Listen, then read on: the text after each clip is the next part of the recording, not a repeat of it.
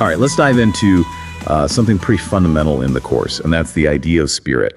We're going to try and get a clearer understanding of this core idea by going straight to the source, looking at specific lessons, specific principles. Yeah, and what we're really trying to understand here is what it means to identify as spirit, not just in theory, but, like how the course actually presents this as a kind of a way to actually shift our perception of reality. Yeah.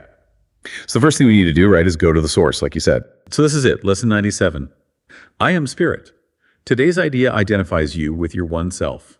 It accepts no split identity, nor tries to weave opposing factors into unity. It simply states the truth. Practice this truth today as often as you can, for it will bring your mind from conflict to the quiet fields of peace. No chill of fear can enter, for your mind has been absolved from madness, letting go illusions of a split identity. We state again the truth about yourself, the Holy Son of God who rests in you, whose mind has been restored to sanity. You are the Spirit lovingly endowed with all your Father's love and peace and joy. You are the Spirit which completes himself and shares his function as creator. He is with you always, as you are with him. Today we try to bring reality still closer to your mind. Each time you practice, awareness is brought a little nearer at least. Sometimes 1,000 years or more are saved. The minutes which you give are multiplied over and over, for the miracle makes use of time, but is not ruled by it. Salvation is a miracle, the first and last. The first and is the last, for it is one.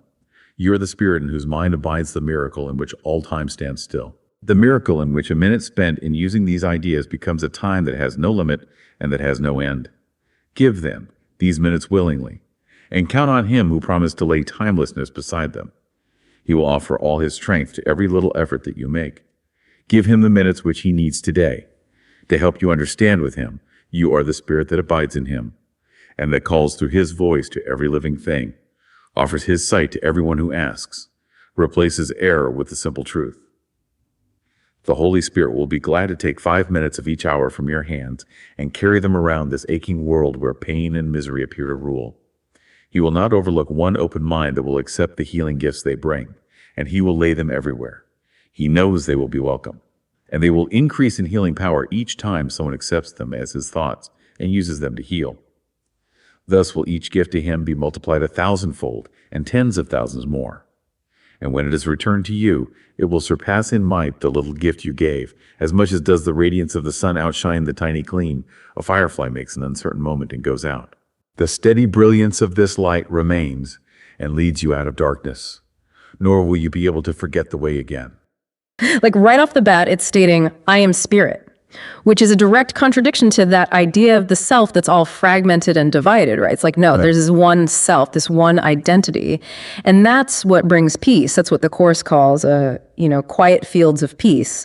Like when you let go of that illusion of being split, of being all these different things, that's when fear can't get to you anymore. Right. I mean, that phrase, absolved from madness, is pretty intense. Yeah, I mean, it's really saying that belief in this separate ego, this little vulnerable self, it's a misperception of reality. It's like a form of, delusion almost. So the Course is saying that by identifying as spirit, and spirit being something that's, endowed with all this love and peace and joy from the Father, that's actually the sane state of mind. Exactly. And then it gets into this whole thing about miracles and how when you really embrace this truth, it kind of moves you beyond the limitations of time as we normally experience it. It's like time doesn't have the same hold on you anymore. Okay, but let's say, we understand all that on an intellectual level.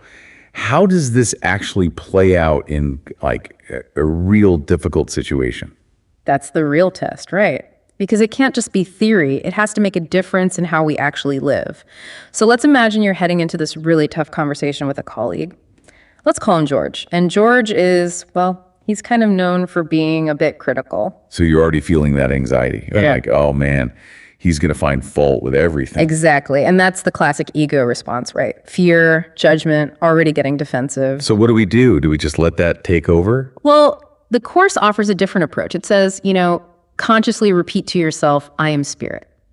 And not just for yourself, but extend that to George too. Acknowledge that even though he might be acting out of his ego right now, there's still that spiritual nature underneath it all. So it's like you're choosing to see beyond the roles that you're both playing in that moment. Yeah. It's like, Let's look past the ego and remember what's really real. And what happens is, as George is giving you his critique, you might still feel that initial impulse to defend yourself, right? But that I am spirit thing, it's like a buffer. It helps you listen without taking it so personally. So you're able to actually hear what he's saying and maybe even see if there are any valid points in there. Exactly. And that's the thing about identifying as spirit. It lessens the ego's need to be right all the time. You can take feedback without feeling like you're under attack. But what if George says something really pointed, like something that would normally trigger a huge defensive reaction? Well, instead of reacting, you take a moment, you go back to, I am spirit. He is spirit. It's about remembering that shared humanity, recognizing that his criticism might be coming from a place of fear or insecurity. So you're seeing him not as an enemy, but as someone who's struggling in the same way we all do. Right. And that changes the whole dynamic. Instead of being adversaries, it's more like you're both just human beings trying to figure things out. And so what happens then? Do you just sit there and take it? No, not at all. You're still engaged, but from a different place. You're calm, you're open to collaborating, you're willing to find solutions. Even if his tone is still a bit harsh, you don't let it get to you because you're not letting your ego get hooked. So it's not like this magical solution where George suddenly becomes all sweet and understanding, right? No, the content of the conversation might still be difficult, but the difference is you're able to navigate it without getting sucked into the drama. Your inner peace is preserved, and you can actually have a productive conversation. So the key takeaway here is that by focusing on that spiritual identity, you're able to transcend that need to be right, to defend your ego. George is no longer the enemy. He's just another expression of spirit. And that changes the whole experience. Absolutely. It's like the Course says, the ego operates on separation and defense. But when you recognize that shared identity as spirit, those boundaries start to dissolve and you can start to feel understanding, even compassion for the other person. Right. And so speaking of going deeper into this, the Course actually offers some really specific practice exercises to help us actually experience this, right? Exactly. So why don't we actually read the text of the practice here? Begin these happy exercises with the words the Holy Spirit speaks to you, and let them echo round the world through him. Spirit am I, a holy Son of God, free of all limits, safe and healed and whole, free to forgive and free to save the world. Expressed through you, the Holy Spirit will accept this gift that you received of him, increase its power and give it back to you. Offer each practice period today gladly to him, and he will speak to you, reminding you that you are spirit, one with him and God, your brothers and yourself. Listen for his assurance every time you speak the words he offers you today, and let him tell your mind that they are true. Use them against temptation and escape its sorry consequences if you yield to the belief that you are something else. The Holy Spirit gives you peace today. Receive his words and offer them to him. So right away, you get that affirmation, Spirit am I, a holy Son of God, free of all limits, safe and healed and whole, free to forgive and free to save the world. Like, that's the whole thing right there. Yeah, it's pretty amazing. And then it goes on to say that when we say these words, the Holy Spirit takes that gift we've received, that awareness of our spiritual nature, and amplifies it, makes it even more powerful, and then gives it back to us. So it's like this back and forth, right? Yeah, it's showing how everything is connected. It's not just about you realizing your spirit, but about sharing that understanding, contributing to this kind of collective awakening.